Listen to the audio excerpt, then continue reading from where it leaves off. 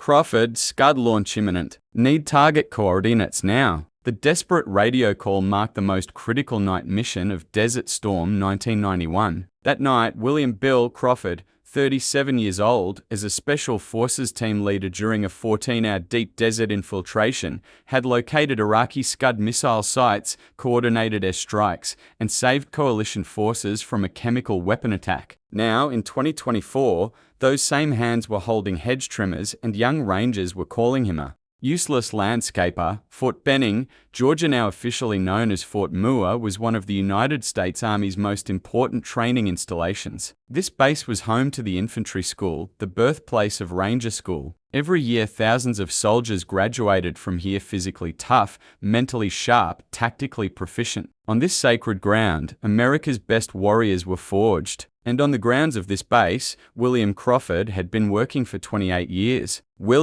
Bill Crawford, at 68, had sun-weathered skin, green hair always under a baseball cap, with a slight limp in his left leg. He wore a simple base groundskeeper uniform, olive drab work shirt, cargo pants, steel-toed boots. Every morning at AM, his work began. Mowing lawns, trimming hedges, maintaining training areas. Quiet, reliable, rangers were familiar with him but didn't really know him. He was simply known as the old groundskeeper, but there was something in his eyes and alertness, situational awareness, as if he were always scanning the terrain. Staff Sergeant Kyle Henderson, 29 years old, a recent Ranger School graduate, was now a young NCO serving as an instructor. He had done 2 deployments in Iraq and Afghanistan, the type who considered himself a proven combat veteran. But there was one problem: using his experience as an excuse to be disrespectful to others. This morning, Henderson and a Ranger trainee platoon had gone out to the training area for PD physical training. They had planned a ruck march route 12 miles, full combat load. But part of the route passed through an area Bill was maintaining that morning. Bill was working with a lawnmower, carefully cutting the grass. It was important for soldier safety. Uneven terrain caused injuries. Henderson and the platoon approached, marching at a fast cadence. "Move it, old man," Henderson shouted. "Rangers coming through. Clear the area." Bill stopped the mower and respectfully stepped aside. "Morning, Sergeant. Just finishing this section. We don't have time for your landscaping," Henderson said sharply. "Training takes priority over grass cutting. You should know that by now." "Yes, Sergeant. I'll be done in. You'll be done now." Henderson stepped close. "Look, I don't know how things worked in your day, but the modern army doesn't wait for civilians. We train when we train. You adjust your schedule around us." The trainees were uncomfortable. Some of them knew Bill, always a friendly, always helpful guy. "Sergeant," one trainee, Private First Class Marcus Johnson, said quietly, "Mr. Crawford usually finishes early. Maybe we can." "Did I ask for your opinion, Private?" Henderson snapped. "When I want advice from trainees, I'll request it. Until then, shut up and follow orders." Johnson quietly complied. Bill quietly moved the mower to the side. "Area's clear, Sergeant. You can proceed." "That's what I thought," Henderson smirked. "See how easy that was? Civilians need to remember their place. Support personnel work around warriors, not the other way around." At this point, Sergeant First Class Maria Rodriguez, a senior Ranger instructor, was approaching from the other end of the training area. She had partially heard the situation and was concerned. "Henderson," Rodriguez called. "What's the holdup?" "No holdup, Sergeant," Henderson said quickly. "Just clearing civilians from the training route." Rodriguez looked at Bill. "Morning, Bill. Sorry for the interruption." "No problem, Sergeant Rodriguez," Bill smiled. "Just doing my job." Rodriguez gave Henderson a stern look but didn't address it now. "Continue your movement." The platoon continued the ruck march. Bill quietly returned to his work. But Henderson didn't stop. Over the following days, every time he encountered Bill, he made disrespectful comments. "Still here, groundskeeper? Thought you'd be in a retirement home by now. Look at him, guys. That's what happens when you can't cut it. As a soldier, you end up cutting grass instead. Hey, old man, maybe you should learn from real rangers. See how actual warriors operate." Bill never responded. He just worked quietly. But other rangers, especially senior NCOs, started to notice. One afternoon, Sergeant First Class Rodriguez pulled Henderson aside. "Henderson, I'm hearing complaints about your treatment of civilian workers, specifically Bill Crawford." "Complaints?" Henderson was defensive. "Sergeant, I'm just maintaining discipline." Civilians need to understand the priority of training. Maintaining discipline doesn't include mockery and disrespect. Bill's been here longer than you've been alive. Show respect. With respect, Sergeant, he's a landscaper. I'm a ranger. There's a hierarchy. Rodriguez's expression hardened. Henderson, you're walking a thin line. I'm warning you, adjust your attitude or face consequences. Roger, Sergeant, but Henderson didn't adjust. The following week, the incident escalated. A training exercise simulated patrol movement through a wooded area. Henderson was leading a trainee squad. The route passed by Bill's work area tree trimming near an old training facility. Henderson decided to teach a lesson. Halt! Henderson stopped the squad. He approached Bill. You groundskeeper. This is an active training zone. You need to leave immediately. Bill looked up from his work. Sergeant, I coordinated with range control. This area is clear for maintenance. Today, I don't care what you coordinated. I'm running a training exercise. I'm telling you to leave. Sergeant, I have a work order. A work order? Henderson laughed loudly. I have a training mission. Training always takes priority. Now pack your tools and get out before I have you escorted off base for interfering with military operations. This was too far. Bill's expression changed slightly for the first time. A subtle hardness showed in his eyes. Sergeant, Bill said calmly, I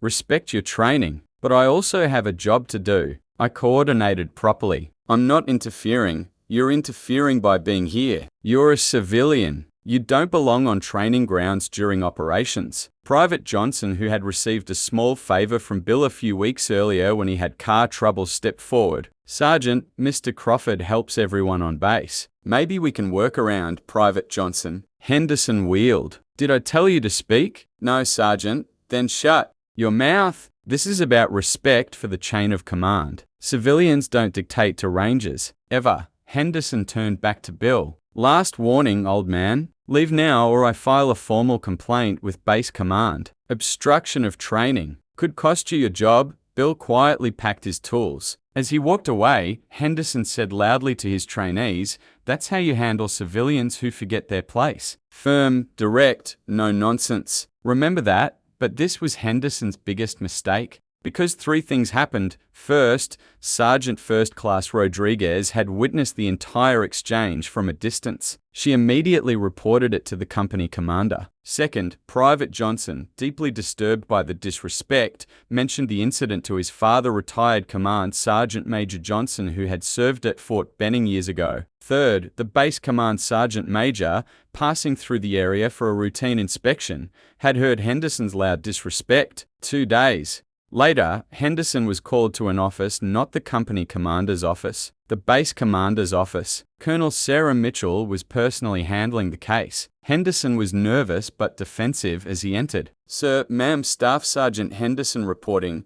Sit down, Sergeant, Colonel Mitchell said coldly. Base Command Sergeant Major Thompson, the senior enlisted soldier on the entire base, was also present, arms crossed, face stern. Sergeant Henderson, Mitchell began. You've had 3 separate reports filed regarding your treatment of civilian employee William Crawford. Want to explain? Ma'am, I was maintaining training standards. The civilian was interfering with, he coordinated with range control. Mitchell interrupted. I checked. He followed every protocol. You didn't. Henderson was silent. Sergeant Major Thompson, would you explain to Sergeant Henderson who William Crawford is? Thompson stepped forward. Sergeant Henderson, how long have you been in the Army? 8 years, Sergeant Major. 8 years. And in that time, did you ever bother to learn about the people who support your training? I focus on my soldiers, Sergeant Major, clearly. So let me educate you. William Crawford, enlisted in the Army in 1985. Special Forces qualified in 1987. Served continuously until 2001. Retired as Master Sergeant. Henderson's face began paling. Thompson continued, during his service, he participated in multiple classified operations, including one you might recognize, Desert Storm 1991. Sergeant Crawford, he was a sergeant then was a team leader for a special forces unit attached to Task Force Ripper. His team inserted deep behind Iraqi lines. Mission, locate and designate SCUD missile launch sites for airstrikes. Henderson sat motionless now, horror growing. Iraqi intelligence knew coalition forces were hunting SCUDs. Security was intense. Crawford's team spent 2 weeks in hostile territory. No support, no backup, just 5 men, the enemy desert, and the mission. Colonel Mitchell opened a classified file, now declassified portions. January 17, 1991. Crawford's team located 3 SCUD sites. But there was a complication. Thompson took over. The sites were guarded by Republican Guard units. Crawford's team needed to hold position, provide laser designation for airstrikes. But they were compromised. A firefight broke out. In a 14-hour engagement, Crawford's team 5 men held off a battalion-sized enemy force. Why? Because those SCUDs were loaded with chemical weapons. If they launched, thousands of coalition soldiers would die. Henderson was barely breathing now. Crawford personally called in airstrikes on his own position danger close to eliminate the threats. He carried a wounded teammate 2 miles to an extraction point under fire. He refused to leave until every SCUD was destroyed. For these actions, Master Sergeant William Crawford was awarded the Silver Star, Bronze Star, with V device and the Purple Heart. He saved literally thousands of lives that night. The silence was crushing in the office. Colonel Mitchell leaned forward. "And you, Sergeant Henderson, called this man a useless landscaper, told him he never cut it as a soldier, threatened his job. Ma'am, I didn't know. You didn't know because you didn't care to know." Mitchell was sharp. "You saw a civilian employee and assumed inferiority. You exercised rank without wisdom or authority. Without respect. Command Sergeant Major Thompson. Henderson, you know what the real difference is between you and Crawford? He has nothing to prove. He's already proven everything. You're still trying to prove something by putting others down. Mitchell, Staff Sergeant Henderson, you're relieved as an instructor effective immediately. You're assigned to base maintenance detail for 30 days. You'll work directly under Mr. Crawford's supervision. Ma'am, that's not a request. That's an order. You want to understand what it means to serve? You'll learn from a man who actually knows. Additionally, you'll write a formal letter of apology, and you'll participate in base-wide sensitivity training. After 30 days, we'll review your performance. If your attitude hasn't changed, we'll discuss your future in the Army." "Roger, ma'am." Dismissed. The next morning, Henderson reported to the grounds maintenance office. Bill was there, organizing the day's work schedule. "Mr. Crawford." Henderson barely whispered. "Reporting for duty as ordered, Sergeant." Bill looked up, no anger in his expression. "Just a calm assessment." "You call me Bill. We're working together, not commanding each other."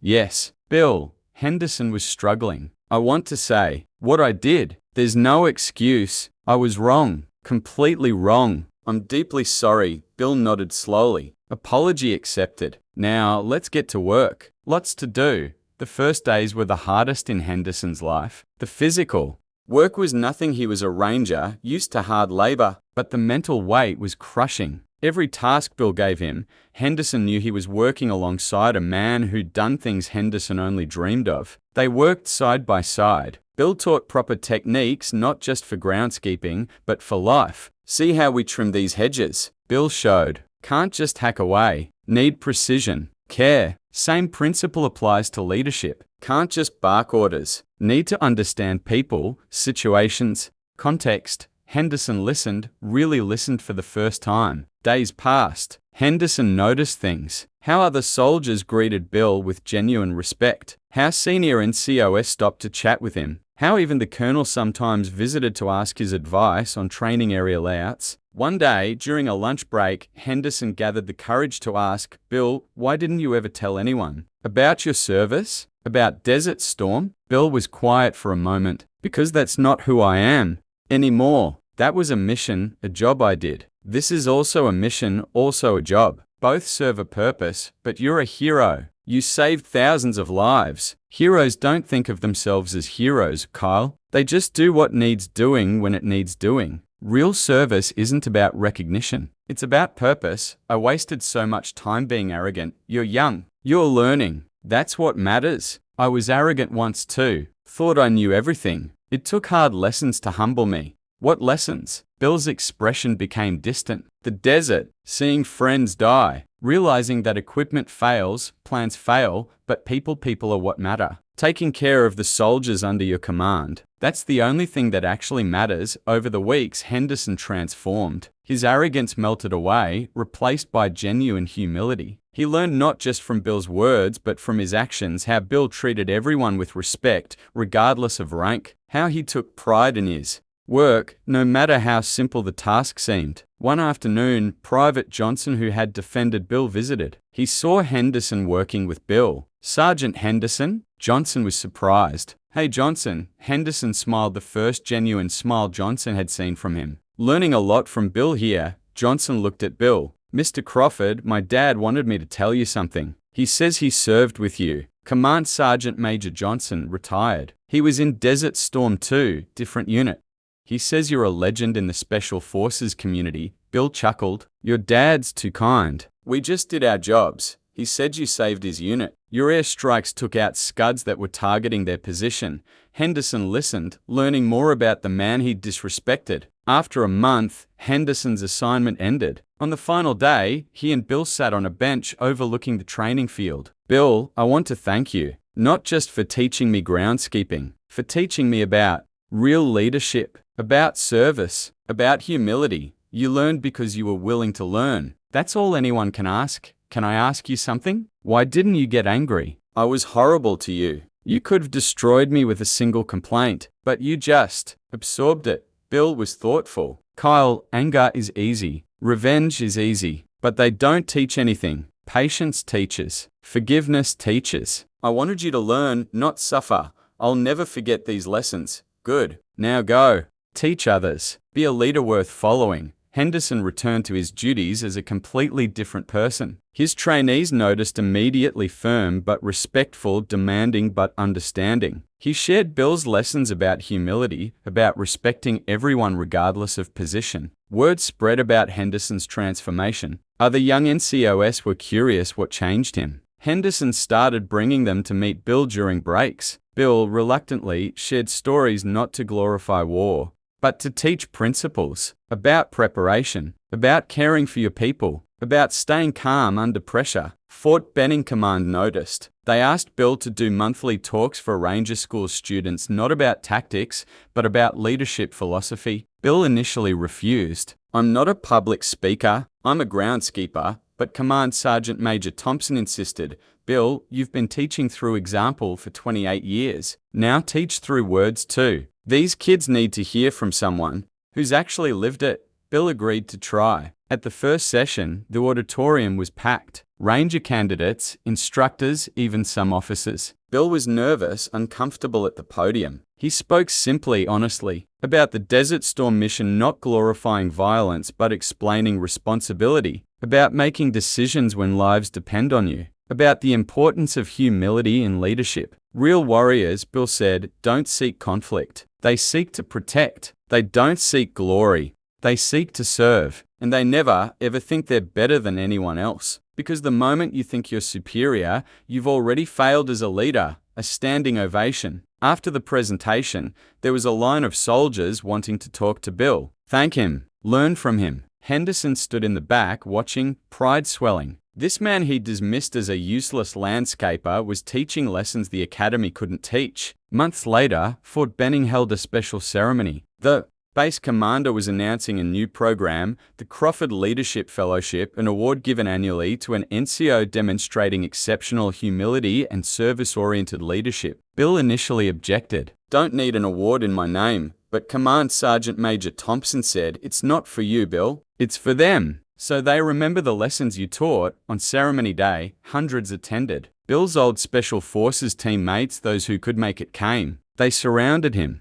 Shared memories, tears, laughter. Henderson, now Sergeant First Class, promoted for exceptional leadership, gave a speech about Bill's impact. Master Sergeant Crawford taught me the hardest lesson a soldier can learn, that true strength is gentle. That real authority doesn't need to announce itself. That the greatest leaders are often the quietest servants. Bill accepted the award plaque quietly. In his brief speech, he said, if my example helps even one soldier become a better leader, then everything Desert Storm, all of it was worth it. Years passed. Bill eventually retired from groundskeeping at 70. The base threw a massive celebration. Thousands attended. Soldiers he taught maintained grounds for, quietly inspired. His old team leader from Desert Storm, now a retired colonel, flew in. He gave an emotional speech about Bill's courage that night in Iraq. "We were 5 men against a battalion. Scared, outnumbered, outgunned. But Bill kept us calm, kept us focused. His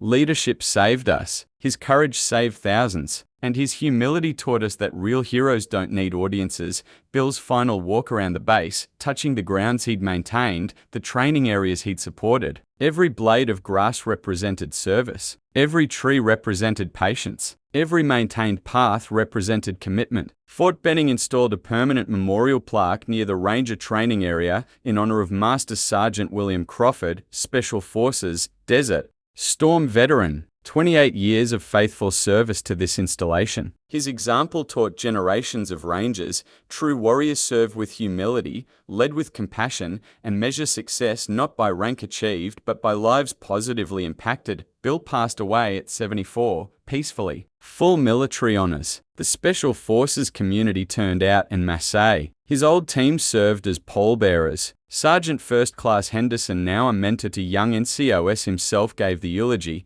"Bill Crawford taught me that being a hero isn't about what you've done, it's about who you are." He could have demanded respect through his record. Instead, he earned it through his character. He showed us that the greatest warriors don't fight for glory but for purpose. They don't serve for recognition but for duty. They don't lead through authority but through example. Rest easy, Sergeant. Your mission is complete. Your lessons live on. Your legacy is eternal. Fort Benning never forgot. Every Ranger candidate learns Bill's story. Every arrogant young soldier is reminded, judge not by appearance but by character. Respect not rank but the person. And in the grounds maintenance office, Bill's old tools are preserved. A reminder that sometimes the greatest warriors don't carry rifles but rakes. They don't fight battles but battles against ignorance. They don't win through violence but through patient, quiet, humble service. Master Sergeant William Bill Crawford proved it. From desert to Fort Benning, from war to peace, from warrior to teacher, always serving, always faithful. That's the legacy. That's the lesson. That's what it means to truly serve with honor.